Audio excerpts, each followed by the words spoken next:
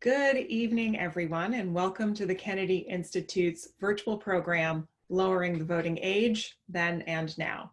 My name's Caroline Angel Burke, and I'm the Vice President for Education, Visitor Experience, and Collections at the Institute. We are excited today to host a conversation about historic and contemporary movements to lower the voting age, their similarities and their differences. Efforts to lower the voting age are often understood as a response to heightened youth activism on social and political issues. For instance, youth activism during the Civil Rights Movement and protests against the Vietnam War led to the passage of the 26th Amendment, which lowered the voting age from 21 years old to 18 years old. Contemporary calls to lower the voting age to 16 years old are also inspired and led by youth leadership in climate, gun violence, and racial justice movements. Current efforts to lower the voting age have seen some successes and share similarities to prior voting rights movements, which we'll no doubt investigate this evening. Coalitions play an essential role in the past movements to lower the voting age. Senator Kennedy advocated for lowering the voting age to 18 and worked with coalitions to gain congressional support for the 26th Amendment.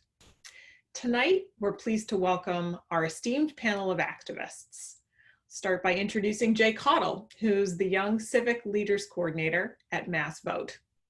The Young Civic Leaders Project is an 11-month paid internship that activates the next generation of leaders through various activities and experiences.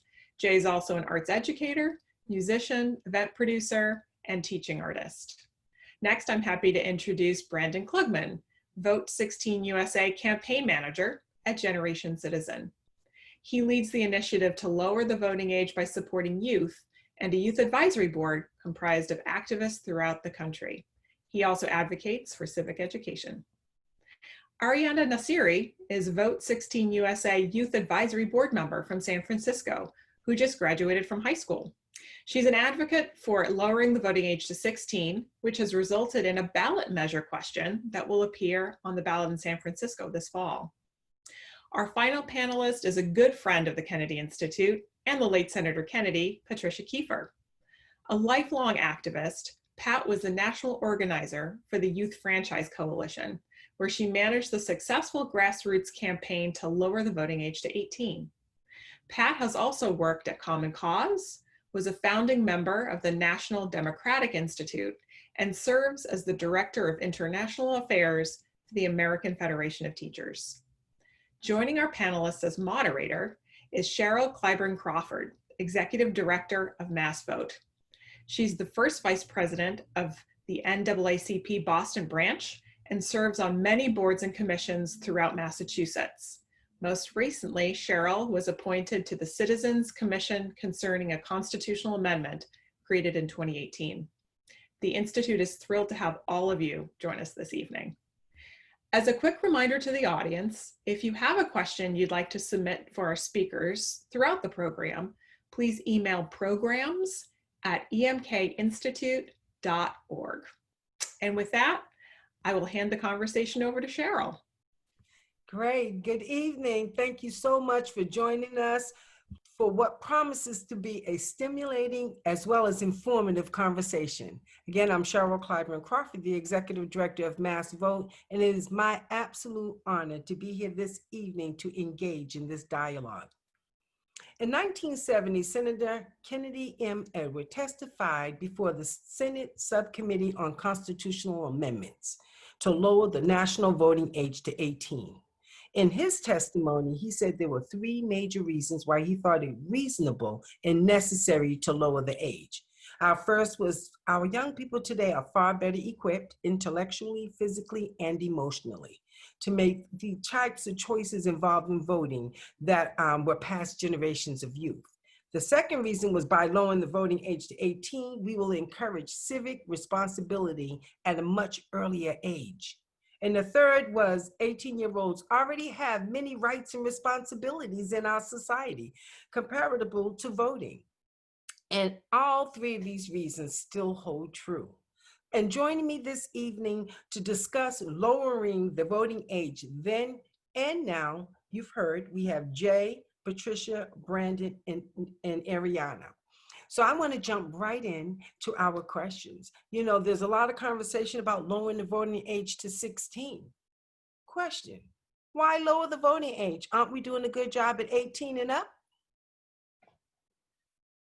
So I'm going to send that question over to Ariana.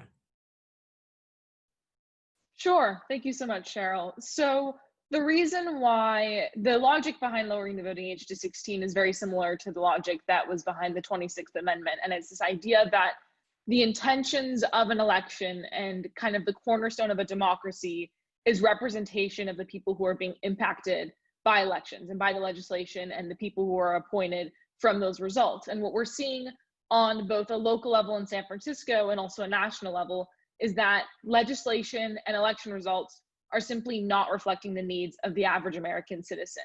And we have this body of, especially now more than ever, civically engaged and poignant and, energized young people who are equipped with the knowledge and the tools necessary of an eligible voter. However, that disenfranchisement is resulting in them not having a kind of a tangible say in the electoral process. So at least in San Francisco, the logic behind lowering the voting age is the same exact logic that Senator Kennedy had when he was supporting the 26th Amendment. And it's that this generation, which is fully civically knowledged and has experience with political processes, are currently disenfranchised and therefore not represented in the results of the elections that impact them most directly. Great, thank you. Can somebody else want to chime in? We want to make this a conversation. There's different opinions. Please, Pat, share with us. Thanks, Cheryl. Nice to see you again, and thanks to the EMK Institute for hosting this event. In some ways, a historic event, since it was 50 years ago last month that the 18-year-old vote, what we would call the lowering the voting age to 18, actually became part of, was legislated. And so I was at that hearing that you referred to, Cheryl, heard the senator's testimony, but there was a very important element to that testimony which gets passed over as years go on.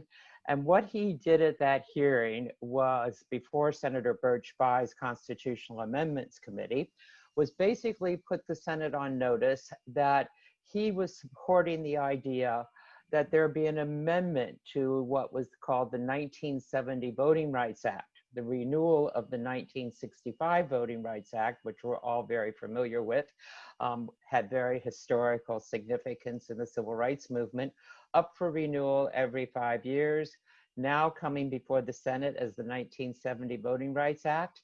And he had documentation that he submitted to the committee that basically found that this Congress could legislate a lower of the voting age, a lowering of the voting age.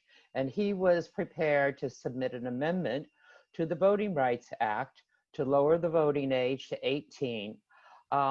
The work had been done by Archibald Cox, who at that point was in the Civil Rights Division of the Justice Department.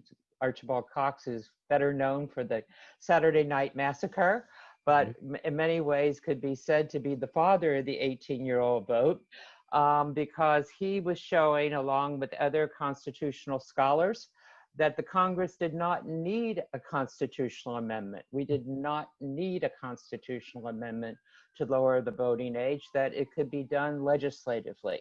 Now, it was a bombshell, right? In that room, in that Senate room. We, who were part of a coalition of organizations, voting rights and youth organizations, that had been pushing the constitutional amendment and pushing amendments to state constitutions, were forewarned that the senator was going to do this. His staff, Carrie Parker, who's part of the archives at the EMK Institute, had reached out to us and said the senator was doing this. Could he count on our support? And it really, that part that was sort of a pre-warning, so to speak, a couple of weeks earlier, was sort of shocking to everyone. You know, why all of a sudden, after 40 years of advocating for a constitutional amendment, and it could be done by statute. And so regardless of whether it could have been or would be or whatever, nobody was exactly sure. And so an amendment to the Voting Rights Act was introduced or put together by the senator, critical not only to our coalition, but more importantly, perhaps at the time, was the Leadership Conference on Civil Rights, which was a coalition that was behind and the power behind the voting rights amendments and the voting rights legislation. I can go into a great deal of detail about this, but I'm going to leave that for another question. But I wanted to blow up a little bit that the voting age was lowered by a constitutional amendment, which actually didn't take place until a year later. So once the Senate had enacted the Voting Rights Act, and there was lots of politics that went along with this, which we can talk about, but once they had enacted, and the House had enacted the Voting Rights Act, and the president signed it, President Nixon at the time signed it, it was law. We went out and we started registering 18 to 21-year-olds in the fall of 1970. Now, part of what the Congress had put into this was a mechanism for a rapid court review. And it was challenged by the state of Oregon and a couple of other states in the case called Oregon versus Mitchell. And it went very rapidly through a 3-judge panel in the District of Columbia, where the senator argued the case in the court. And then it went on to the Supreme Court. And in a 5-4 decision that was handed down on Christmas Eve, the court decided that the Congress actually had the authority to lower the voting age by legislation for federal elections, but not for state and local elections. So 18-year-olds could vote. They could register for the upcoming primaries and the local elections that would be held in Chicago. But they couldn't, excuse me, not for the local elections, but for the congressional elections, early primaries for congressional elections. So we're now in 1970, 50 years ago. 18-year-olds got the right to vote, not by constitutional amendment, but by legislation. Then that obviously a split decision by the court in which the one judge basically held the power to say not for state and local elections, threw chaos into the system. All of a sudden you would have to have 2 voter rolls, one for federal elections, one for state and local elections. That moved the constitutional amendment. And that administrative chaos, after 40 years of all those arguments that the senator alluded to, after all the dynamics of what was going on in the streets across the country, on campuses, at the Pentagon, all of the activism, all of a sudden came down to an administrative detail.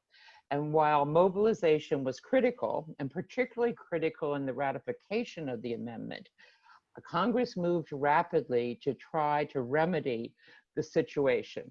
And in March, they passed the constitutional amendment in 3 months.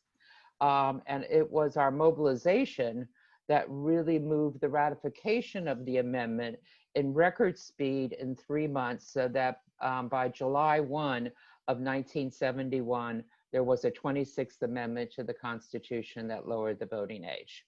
Great, that was awesome, Pat. Thank you so much for laying that fabulous context for this conversation so that we have all the background. Thank you.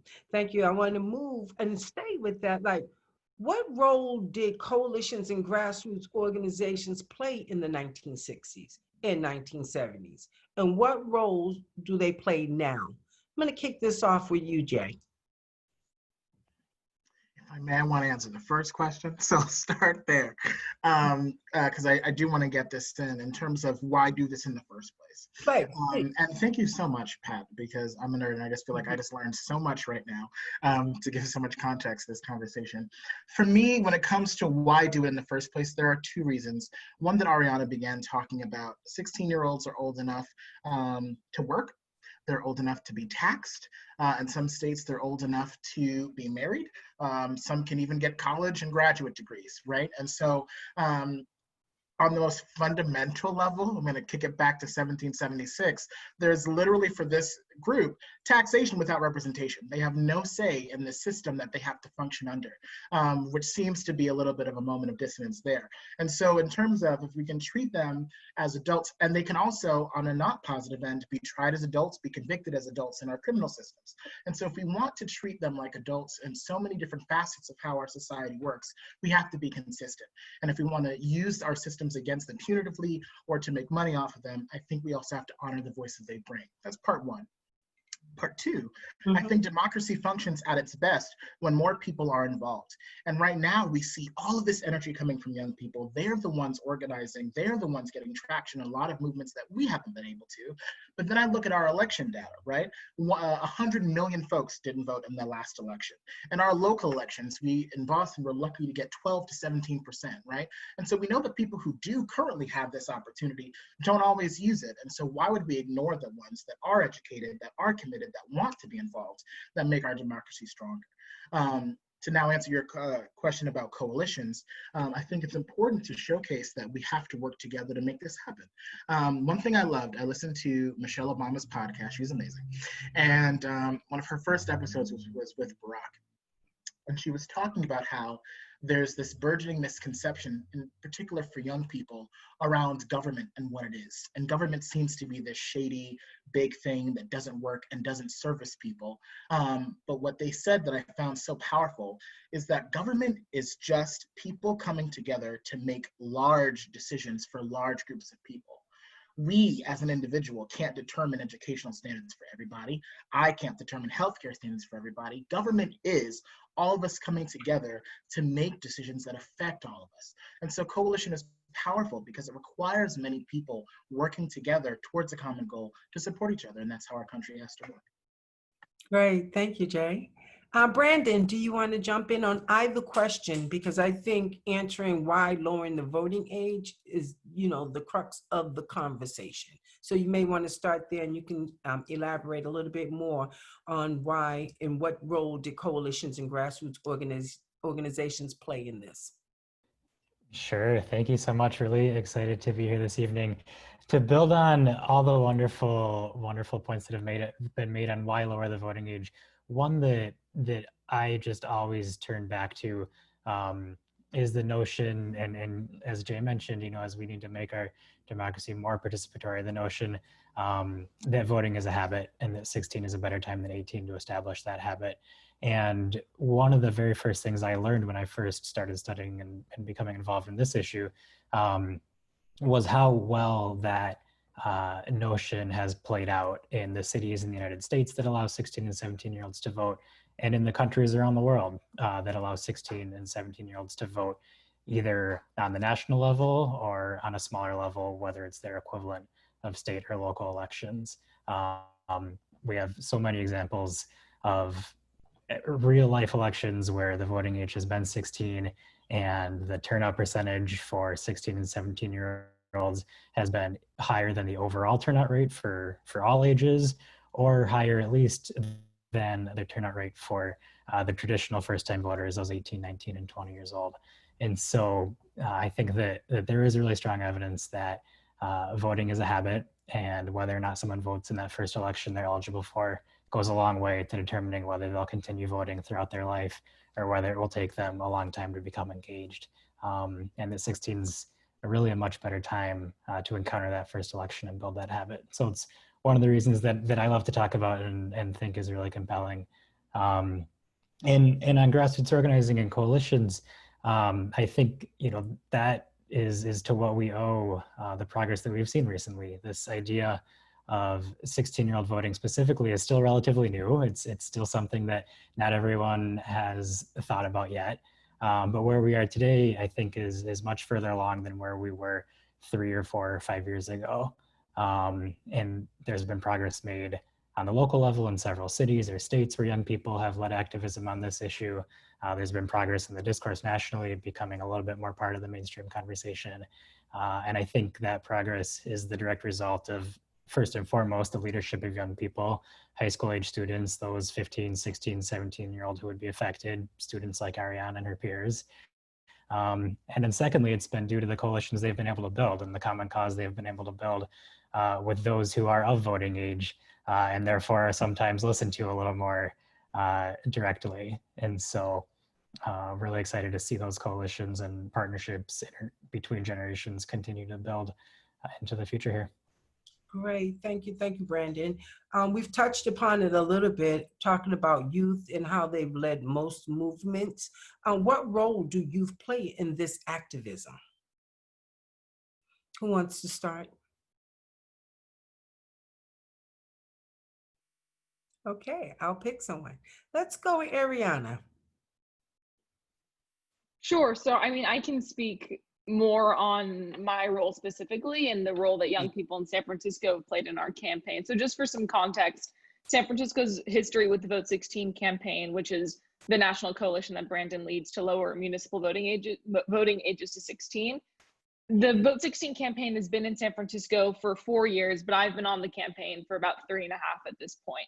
And the campaign, one of the reasons why it receives the press it does, and the reason why it's so historical, is that it's an entirely youth-led campaign, at least in terms of writing the legislation, passing the legislation through our board of supervisors, and then leading the actual campaign up until election day. So in 2016, a different cohort of young people between the ages of 14 to about 18 or 19 led a campaign, put a piece of legislation on the ballot that only lost by about 2.8%. So that campaigning and those skills, the legislative process, is a process that young people in San Francisco are familiarizing themselves with.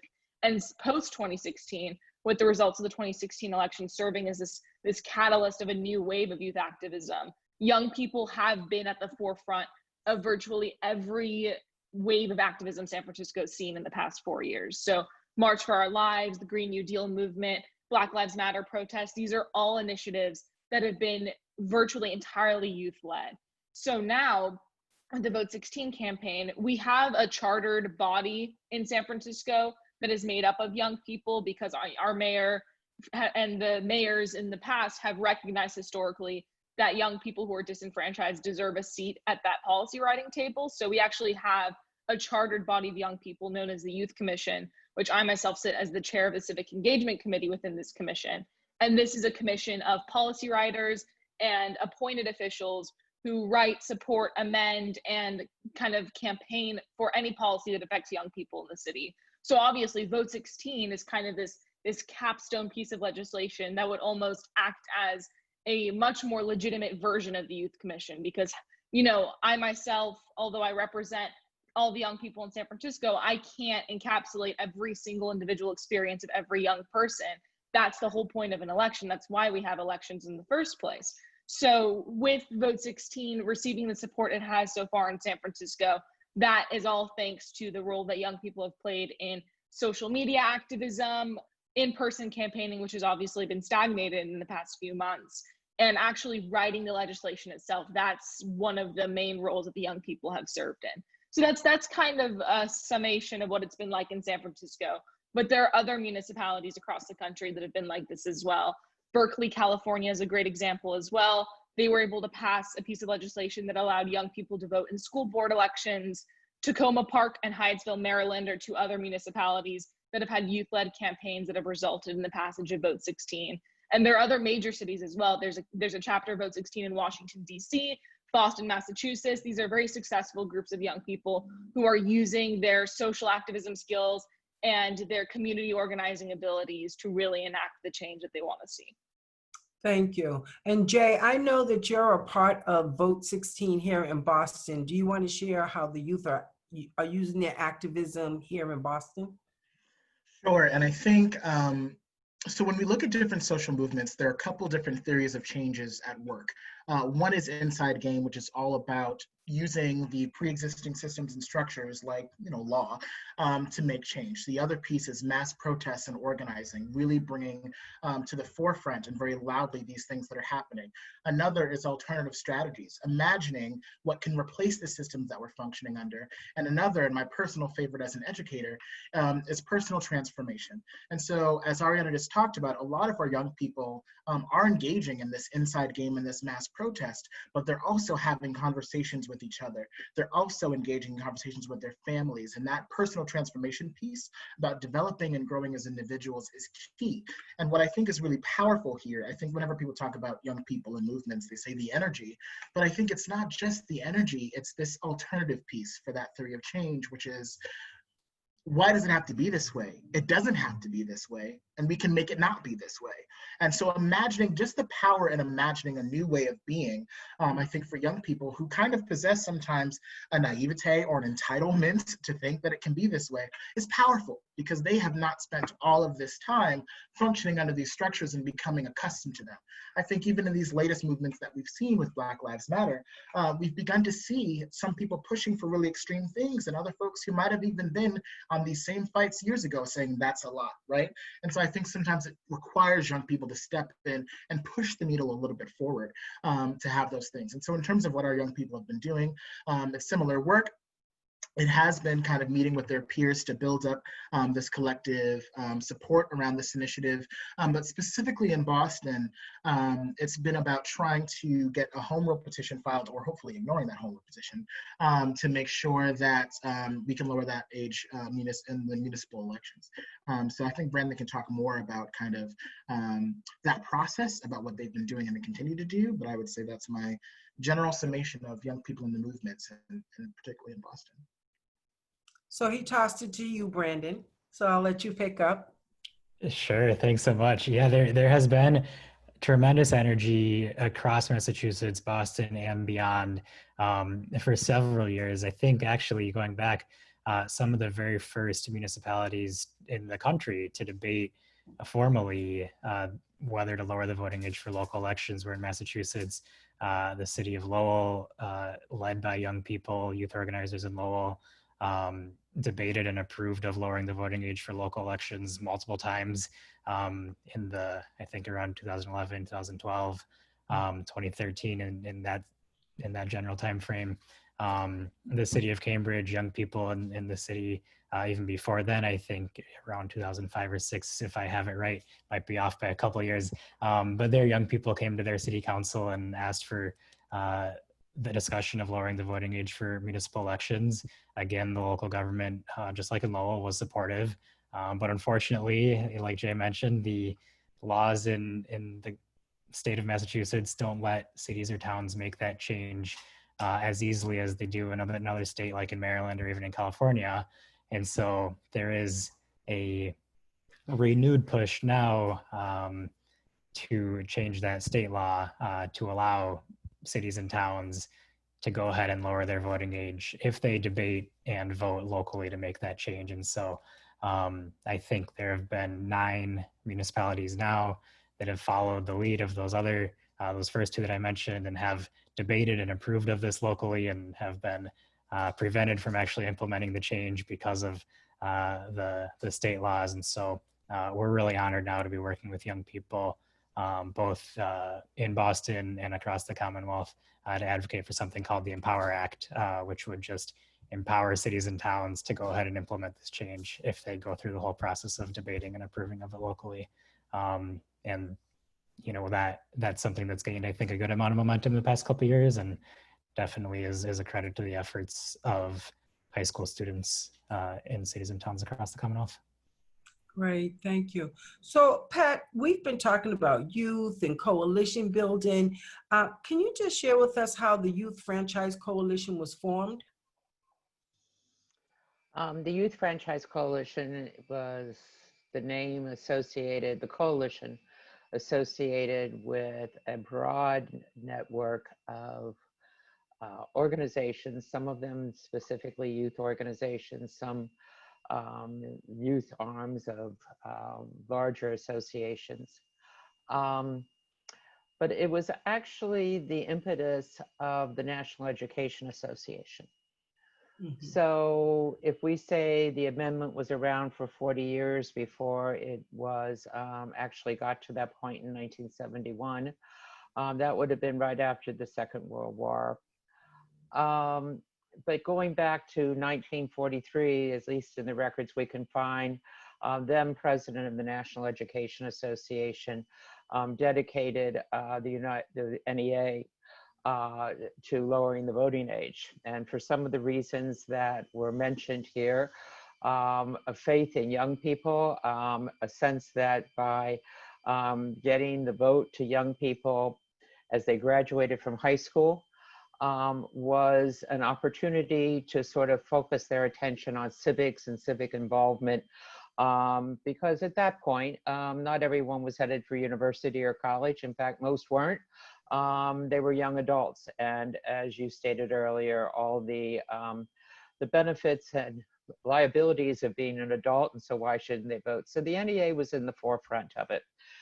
Fast forward to the late 60s and the activism that was taking place. The NEA earlier on in the 60s rededicated themselves and thought that it was really essential to build a coalition.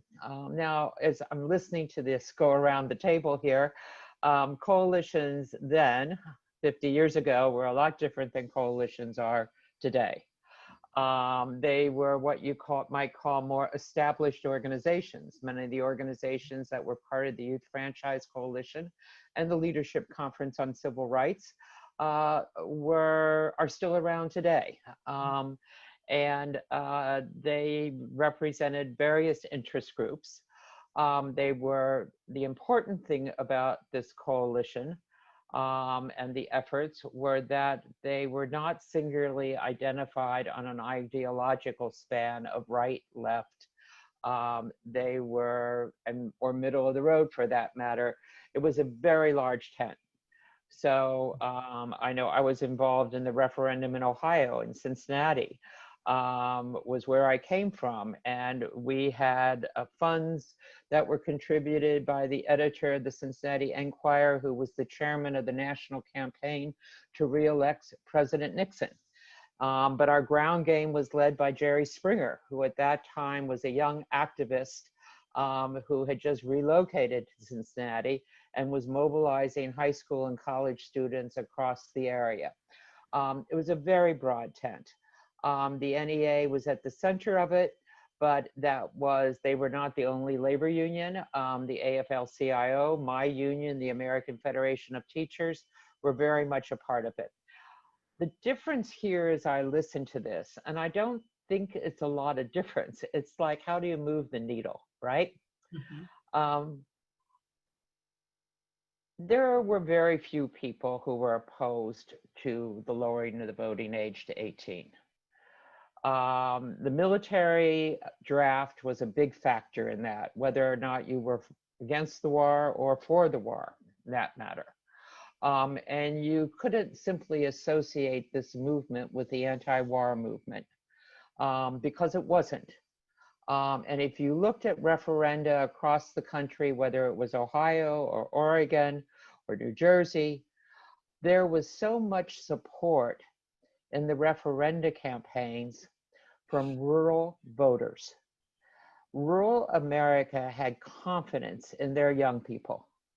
And so the future farmers of America, for example, were a central piece to this coalition. And it was the rural voters, rural American, who would carry the vote in many of these referenda. Even though we weren't very successful, you always wanted to run to the cities and the areas where there were college campuses and assume that was where your mobilization was. But if you learned something from what we experienced, it was rural America, which is why you had support in Kentucky and Georgia for lowering the voting age, and why Senator Jennings Randolph of West Virginia had introduced the amendment in every session of Congress since 1948. And so it's always kind of believed it was that activism in the free speech movement on campus and the anti-war movement and the civil rights movement, all of which were important, but not so much a bedrock as rural America. People who were sending their kids to Vietnam, who had confidence in their kids, the miners of West Virginia. And so that coalition had to be very broad. But it wasn't just the Youth Franchise Coalition, because as I said, that's an umbrella.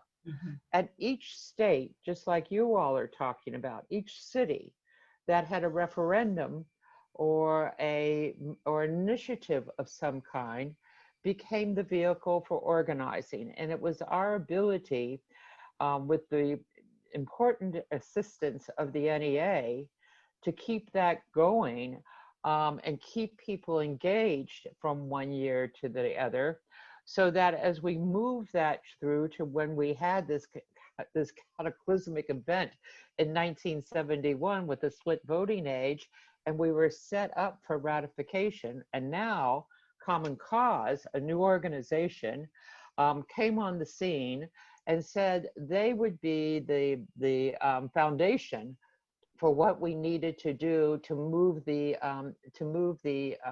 18-year-old vote constitutional amendment. And it was their activism of new members that sort of enabled us to set up a competition for who would be first to ratify. We had 6 states ratify on the day that Congress passed it. But it was that mobilization around the country that enabled the people that Jay and Brandon are talking about to be there in their legislatures with the amendment to the Constitution and convince people that this was now going to happen. And either they were with us or they were against us. Because at the end of the day, the political opposition, the opposition to lowering the voting age, whether it was in a state legislature or in the US Congress, at the end of the day, came from entrenched politicians who did not want to change the mathematics that constituted their constituency, whether it was 1,000 new voters or whether it was 20,000 new voters. And the main opposition came from a stalwart defender and mover of civil rights legislation, Manny Sellers in Brooklyn, who had been chairman of the Judiciary Committee and who would not let the amendment out of his committee. Okay. Despite all efforts. And Manny Sellers was opposed because he was concerned that if he changed his constituency by that network of several thousand young people, he would lose his election. And it turned out he was right.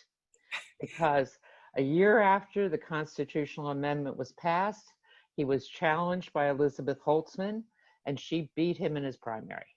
Pat, nothing has changed, okay? No, it hasn't.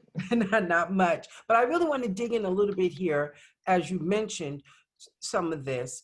What would be the implications of lowering the voting age? Because we get pros and cons around this all the time. I want to start with you, Brandon. What would be the implications? What would be some of the implications of lowering the voting age? Sure. So I think immediately one concrete implication is that elected officials and politicians campaigning for office would have a concrete incentive to listen to the voices of young people and address their concerns. And young people here, I mean specifically 16 and 17-year-olds. Just on a very small municipal level, we've heard from the cities in Maryland that have implemented this that ever since they've seen candidates for city council and candidates for mayor do town hall events either at the high school or at spaces where high school students frequent, something that did not happen before. And so their campaigns are then informed by people in those age groups, I think, which is really positive. And so I think we'd see that right away. And then hopefully in the long term, we would see the theory of the habit of voting play out, and we would see turnout increase over the long term as more people take that opportunity to vote the first time they're eligible to and become habitual voters who participate again and again in the long run. Thank you. Please share with us, Ariana, what you believe will be some of the implications for lowering the voting age. Sure. So in terms of a local implication of Vote 16, right now, the San Francisco electorate is approximately a decade older than the average San Franciscan. So we believe, or not we believe, it's certain that in lowering the voting age, what we'll see is an electorate that more closely reflects the needs of the average San Franciscan. And nationally, the same logic applies. The national electorate skews older, whiter, and more conservative than the average United States citizen. And, you know, lowering the voting age oftentimes the pushback we receive is that, oh, it's, you know, it's a leftist move to make this country more liberal and more democratic. And that's really, lowering the voting age is absolutely a nonpartisan issue. It's an issue of representation. And should the average United States citizen happen to be more, you know, more progressive, more liberal, so be it. It's not our job to disenfranchise people in order to create an electorate that's not an accurate representation of the needs of the United States as a whole. So San Francisco, although it is a progressive city, the average electorate, because the average voter, because they tend to be older, wealthier, white, and oftentimes men vote in a higher percentage than women, we're having this discrepancy between, like I said earlier, the legislation being passed and the people who are most directly impacted by it.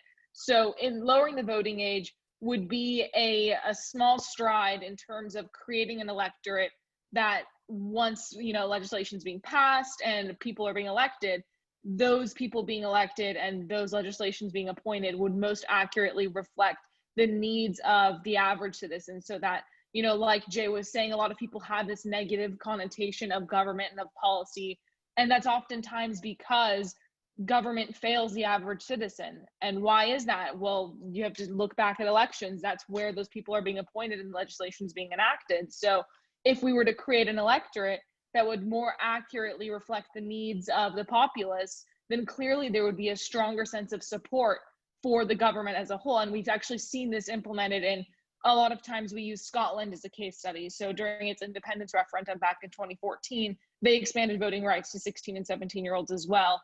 And Scotland has an extremely high level of citizen support for their government. And we saw that on average, majority of citizens were voting along the lines of their personal best interest. So the legislation that would most directly benefit them and their community as a whole. And because you've expanded the electorate to allow a larger demographic to vote, you're seeing legislation being passed that accurately reflects the needs of the population of Scotland. So vote 16 and lowering the voting age in whatever capacity is a step, because, I mean, by definition, you are including a larger group of people into the electorate. So that electorate will, on average, reflect at least more closely the needs of the populace as a whole. In this Vote 16 campaign, Jay, where have you seen some successes or where have you met challenges with passing this? Yeah, one challenge that I was surprised by was the pushback that we got not only from, quote, adults, but from other young people as well. Around saying like, oh, well, I don't think we're prepared. I wouldn't trust, you know, so-and-so that I know who just got kicked out of class again to go vote, right? And so I was surprised. But then as an educator, again, I realized that I shouldn't be, because young people internalize these messages about themselves frequently, right? And so what I've been saying to folks who say young people are not ready, they're not mature enough, they don't understand how the system works, is two things. I was about to say no shade, but it's a little shady. My work at Maxwell, as you know, is about educating people on how to be involved in this process. And although typically my work centers around young people, the workshops I design, the materials I design work for everybody. It is people of every age,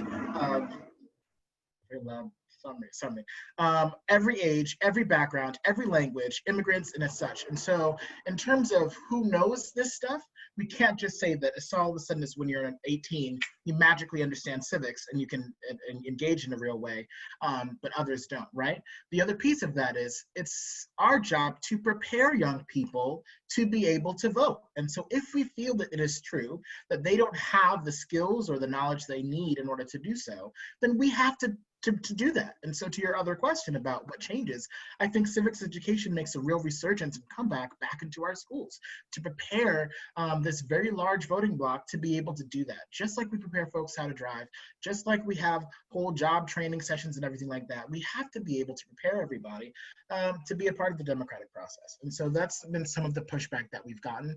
And as Brandon said earlier, we find that we have supportive cities, we have supportive municipalities, we have supportive towns, but because because of literally how state legislatures work, they can't change anything. So those pushbacks have been a little bit frustrating, and make the work take a little bit longer, because now instead of just changing your whole community, you have to go on a much larger level to get that change made. And sometimes that can take the wind out of folks' sails. But I'm excited still about this moment we're having. And I think young people are showing up in really real ways, and showcasing why they deserve to have this initiative work in their benefit. So, Brandon, do you have anything to add to challenges or successes that you've seen? The last thing I would add on to challenges is just convincing those in power that this is not only a good idea, but one that we need to act on urgently. A lot of times I've been in conversations where we do convince someone that voting at 16 for municipal elections makes a lot of sense and is a good policy. But then we've hit a hurdle in actually getting them to take action on it this year, and not next year, not the year after, not after we wait and see how it goes somewhere else, but in actually acting on it now. And so that's something that we're still trying to confront in a lot of areas. Okay, great, thank you. I want to talk about what lessons can the current movement take from the previous movement? And who wants to start that? I'll start Please, Pat. with something I touched on a little bit. And I think you all have touched on it just in talking about the hurdle in the state legislatures. Realizing the center of power and who these people are and how they are structured. It's really, somebody, I think it was Jay, talked about the inside-outside approach. You need, people on the inside as much as you need people on the outside. And whoever your friends are in the coalition, for us it was religious organizations and Future Farmers of America, and most of all, the state education associations, right, who know where the power levers are, and how to take your issue, which becomes their issue, and use it as part of their leverage. I want to comment on your earlier question that went around halfway around the circle about the difference that this makes. Because just like as Adriana was saying, there was this idea that if 18-year-olds could vote, they would shift the political needle slightly to the left, because look at all the activism on the streets. And what we saw were two major things. First of all, that did not happen, okay? 18 to 21 years old, lived in the same communities and the same neighborhoods, dealt with the same issues as their parents. And their participation, with the exception of the first election that they could vote in 1972, where the turnout was pretty huge. And for that up until 2008, they were at the lower end of the ladder in terms of age groups that participated. Now that's a general comment, right? And you're looking at the whole country, and there were differences, in individual city council races or ballot measures, and that was a big difference. They voted on issues in much larger numbers in California than they voted on candidates. And so you were getting, as a result of them and other parts of the electorate that were moved by the direct vote on an issue to participate. And it wasn't until the Obama election in 2008 where 18 to 21-year-old youth vote actually made a difference, particularly in two states, in North Carolina and in Indiana. Not necessarily states that Obama needed, but it was very important because those were turnaround states, and they had been red states that went blue. But by and large, they vote like their parents.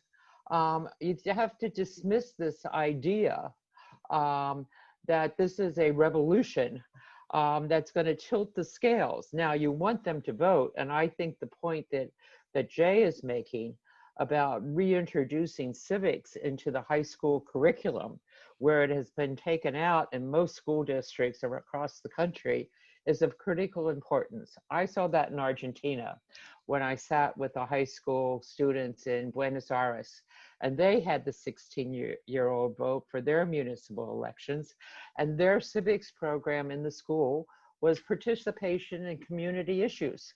So they were part of community organizations. And that was because they had a stake in it, because they had a vote. So I think the two things go hand in hand. And what you're doing to promote this movement through informed high school students is really important, but you still need the people who know how to walk the halls of the state legislatures and who will not only tell you who to go talk to, but will use it in their scorecard of an issue that's going to make a difference for them in terms of next year's endorsements, in terms of who's going to get money. And so you've got a good issue, and you've got, you know, an issue about which there can't be a whole lot of opposition that comes at it for content reasons, right? And you've got a good track record. But you need state legislators, and you need people who are going to use this issue in the state legislatures to move the votes that you need. That's my advice.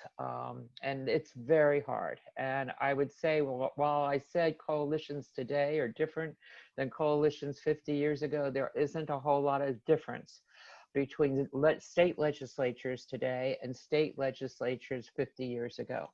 They still have the same pinnacles of power. You know where it comes from. And that's what you have to do, right? I'm sorry for this. It's my nightly scam call.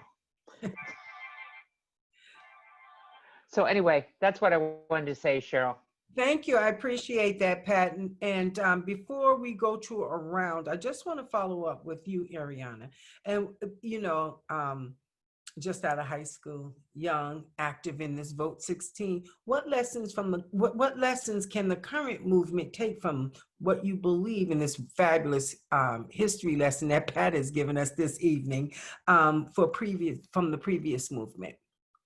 Sure. So I, you know, being a youth activist and having worked in government for about 4 years now, a lot of times the young people that I encounter aren't necessarily aware of the power that they have. You know, they're under this impression that power comes through voting. If you're not an elected official, your primary source of political power is through that vote that you cast. And because young people are disenfranchised, clearly they don't have any power. And as we all know in this call, that's absolutely false. There are forms of civic activism and coalition building that we've discussed that are almost of equal importance, especially now more than ever when we've seen the impact that mobilization and grassroots efforts can have. So I think that, and a lot of times, you know, when we get pushback for Vote 16, we bring up the 26th Amendment and we bring up the 19th Amendment as well.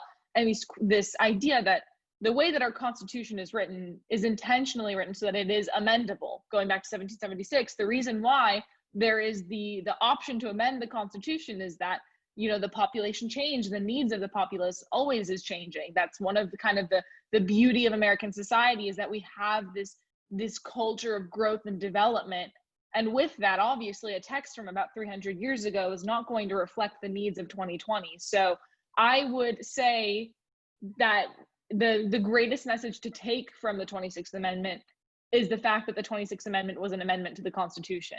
And if, you know, 50 years ago, legislators and congressmen were able to realize that there was a discrepancy between the needs of the population in 1776 and the needs of the population in 1970, legislators can equally realize right now, with civic activism and coalition building and a show of support, that young people now, just as 18-year-olds back in 1970, are demonstrating the capability to be an effective and politically mature voter. And therefore, the logic from the 26th Amendment can be transplanted, almost copy and paste, in 2020. And the exact same needs that Senator Kennedy outlined can be applied to the ratification of expanding voting rights to 16 and 17-year-olds today. Great, thank you. Did Brandon or Jay want to chime in before I open up the floor for final remarks from each of you? Nothing being said. So what I do want to do, because we've asked several questions, thank you so much. We've asked, why lower the voting age? Who does it affect? What are the different roles, and what are some of the lessons learned? And I left it sporadically, did it throughout, so that you all can answer anything you want now that you weren't asked directly. Here's your opportunity to answer a question that you didn't get a chance to answer, and to give your final wrap-up remarks on why it's important or critical that we address this issue of lowering the voting age to 16. And we'll start with Brandon. All right. Well, thank you. And the hour has gone by very quickly. I've learned so much from everybody. Really thankful to you, Cheryl, for moderating, and to the Institute for hosting us. The last thing that I think I want to mention and why this is important right now is simply the moment we're in with regard to the pandemic and education specifically. The decisions that are being made around the country around reopening schools, what education looks like right now this fall and into the near and medium term future are some of the most consequential decisions for those young people who are directly affected that we've seen in a long time. And I've read and heard quotes from school board members in several communities in different states that talk about how these are the hardest and most serious decisions they've had to make in that capacity. And as those decisions are being made, the people in that decision-making seat are elected by an electorate that doesn't include any of the people directly impacted. And so, as we're going through right now and seeing school districts in states around the country change their plans, day by day, and sometimes even go back on their plans when things don't go the way they think they will. It's, I think, a really interesting moment to reflect on who's able to vote, who's able to put a decision maker in their seat, and to ultimately hold them accountable for the effects of these, really difficult and incredibly consequential decisions they're making around COVID and education right now. Great, thank you. Ariana?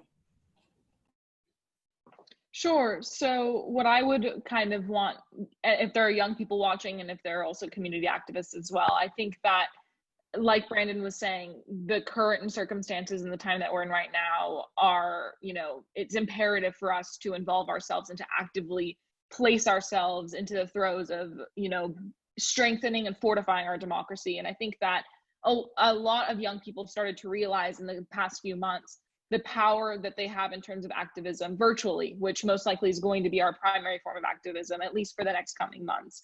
And you can easily get involved with the movement to lowering the voting age in your municipality, even if the conversation hasn't even been started yet. It takes one person to bring up that question, to instigate that conversation. So I would say research your municipality, reach out to your city council members, your supervisors, Google vote16usa.com, and you can familiarize yourself with the history of the campaign in your state or in your municipality, and just start those conversations, even if they haven't been started. It took one person in San Francisco back in 2016 to start a conversation that's led to 2 ballot measures now that are going to be voted on in November of 2020 by all of San Francisco.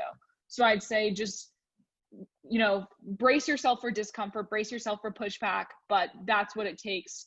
That one catalyst, that one activist is the person that eventually creates the change that in 50 years from now, there's another panel discussing the historical work that those individuals had. So I'd say just look back on the 26th Amendment and remember that it took those few individuals who put themselves in a position of discomfort and of struggle to enact that change. And that can be your role this year. Thank you, Ariana. Pat? Thank you, Cheryl, and thank you for managing this very informative discussion. I had the good fortune to, later in my life, in the 90s, to work in South Africa with the ANC and provide technical assistance on the Constitution, the new Constitution. And late in the Constitution process in 1994, one morning at the negotiations, Nelson Mandela walked in and put on the table a piece of paper and said, I want the voting age to be 16. And I would say his side of the table was shocked, more shocked than the other side of the table. And it went nowhere. I'd say, like, even Nelson Mandela couldn't make this thing happen, right? With all his power and his charisma and his magic and great respect. And we talked about it with some of the people in the ANC later, and they said, we just didn't know it was happening. It was a surprise. There was no support behind it. And even in those days in South Africa in the early 90s, within the ANC and other liberation organizations, you had to do your inside politics. My point again. I want you all to remember that it wasn't the 26th Amendment that was responsible for lowering the voting age. It was the amendment to the Voting Rights Act.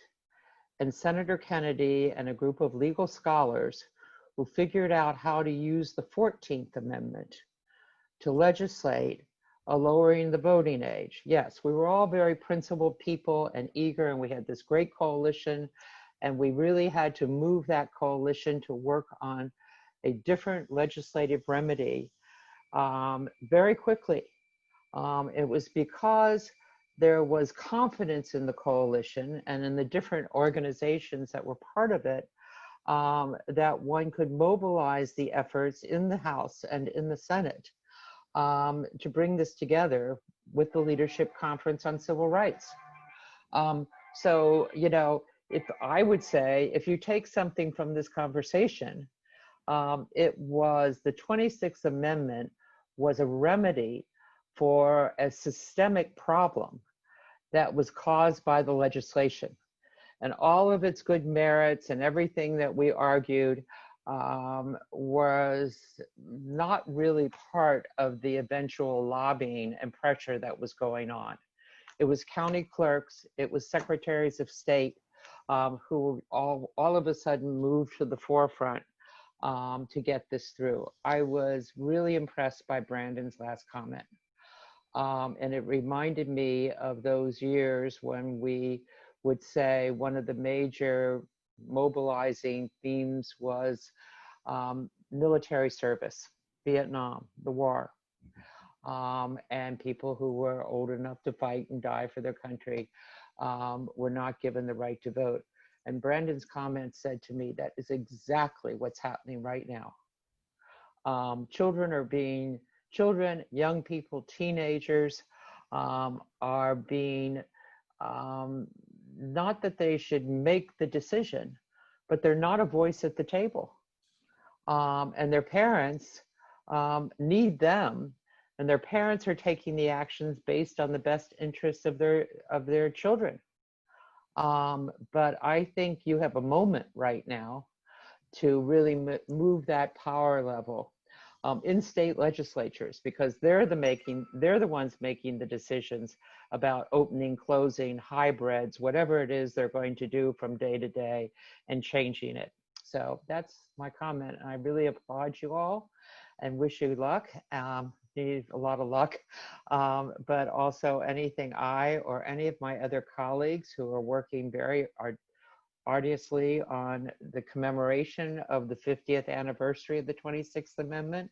Others would be very happy to talk to you and maybe put you in some of our documentary work that we're doing. So thanks again. Thanks to the EMK Institute for sponsoring this. Great, thank you, Pat. And Jay, final comments? Sure. I guess my comment, I want to lift up Ariana. I think she's been so brilliant and so well-spoken and so intelligent. And I think sometimes people think of Ariana as, and folks like her, as a monolith, as these special unicorns. But as I engage this work in schools, in these coalitions, with even our interns, they are some of the most intelligent, people, the most passionate people who move me to think differently, who expand my ways of thinking. And as we're thinking about who deserves to have these opportunities, these are the people right here. And again, if we have these amazing folks who have been able to get to this place of intelligence and wisdom and mobilization without the structural systems in place to support them getting there, imagine what would happen if we did provide that to every young person around the country to make sure that they can engage in a way that's really important. So I think our young people are the key because they are amazing. And if you think that they aren't amazing, that is our responsibility to address. It's not their job to make themselves better for the world. Thank you. Thank you so much to our very informed panelists for this very vigorous conversation. And thank you for your dedication and for the work, youth movement work. Thank you so much to the Kennedy Institute for lifting up this very necessary conversation. I am so excited and so happy to have been here this evening to share in this moment. I'm going to turn it back over now to Carolyn. Wow, thank you so much. What a perfect way of wrapping up that conversation, Jay and Ariana and Brandon and Cheryl and Pat. Just a very warm thank you to all of our panelists this evening for what was such a thought-provoking conversation about young people making their voices heard. Before we break for this evening, just a few reminders of how you can use your own voices in very specific ways. Please make sure you register to vote and investigate your options for voting at your Secretary of State's website. And please take 5 minutes, if you haven't done so already, to fill out your census at 2020census.gov. Every person counts. This program and the many others around this theme of the 2020 election and voting will be gathered with additional resources on a new website we'll be launching soon called Just Vote. So stay tuned. So on behalf of the Institute, thank you again for joining us. We'll see you next time.